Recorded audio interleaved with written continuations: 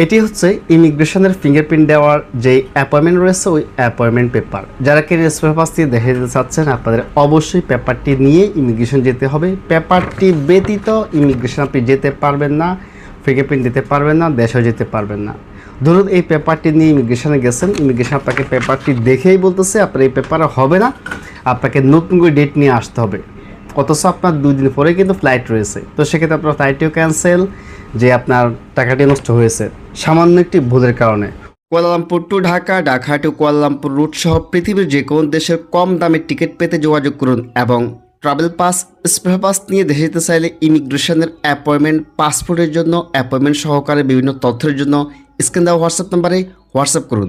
ধন্যবাদ। অনেক প্রবাসী ভাই, যেমন কি এই প্রবাসী ভাই এই পেপারটি দিয়ে যেতে পারবে না, ইমিগ্রেশন থেকে ফেরত পাঠানো হবে। কেননা এই ভাইটি যে প্রোগ্রামে যে কাজের জন্য ইমিগ্রেশন যাচ্ছে, ওই অপশনটা বা ওই সাবজেক্টেই ভুল যে আপনার ক্লিক করেছেন, যেখানে থাকার কথা ছিল যে প্রোগ্রাম ডিপার্টেন্সি মাইগ্রেন্ট, ওই অপশন জায়গায় উনি অন্য অপশন দিয়ে দিয়েছেন। উনি ভিসা পারমিট সংক্রান্ত বা যেই অন্যান্য বিষয়ে যে সমস্ত অপশনগুলো আছে, ওই অপশনগুলো ভুল করে অপশনে চলে গেছে। এই কারণেই ওনার অ্যাপয়েন্টমেন্ট কনফার্ম হয়েছে, ডেটও ঠিক আছে, সব ঠিক আছে, কিন্তু যে সাবজেক্ট নিয়ে যাওয়ার কথা ওই সাবজেক্টের কারণে কিন্তু ইমিগ্রেশন গ্রহণ করবে না।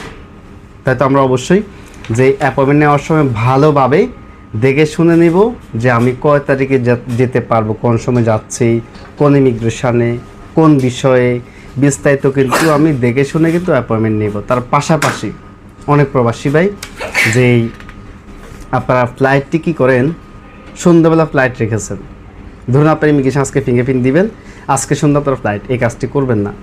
ইমিগ্রেশন থেকে আপনি পেপার পেয়ে যেতে পারেন, নাও তো পেতে পারেন, তাই না, দেরিও তো হতে পারে। তো সেক্ষেত্রে আপনার টিকিটটি আপনি মিস করতেছেন। তাতে আমরা খুঁটিনাটি বিষয় একটু লক্ষ্য করলে কিন্তু আমাদের অনেকগুলো টাকা বেঁচে যায় এখানে। এবং তার সাথে সাথে লক্ষ্য রাখবো ইমিগ্রেশনের যে অ্যাপয়েন্টমেন্ট পেপারের যে ডেট রয়েছে, ডেটের সাথে ম্যাচিং টিকিটটা কাটতে হবে।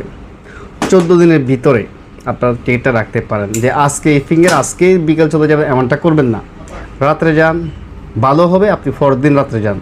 ইনকেসটা আজকে যদি ইমিগ্রেশন পেমেন্ট না নেয়, পেপার না পান, আগামীকাল পেমেন্ট করে পেপার নিয়ে আসবেন, তার মানে আপনি ইজিলি দেশে যেতে পারতেছেন, কোনো প্রকার সমস্যা হচ্ছে না। আমরা এরপর রয়েছে আপনার যেই ব্যাংক কার্ড বিষয়।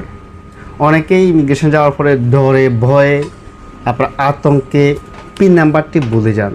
তাই তো আমরা অবশ্যই ব্যাংক কার্ডের সাথে সাথে পিন নাম্বারটি লিখে নিয়ে যাব। ব্যাংক কার্ডটি দিব, সাথে পিনের পেপারটিও দিব।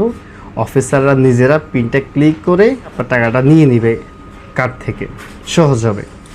আমরা খুঁটির বিষয় ভালো দেখলে কিন্তু বা একটু কেয়ারফুল হলে কিন্তু আমরা হয়রানি থেকে বাঁচতে পারি, ঝামেলা থেকে মুক্ত হতে পারি।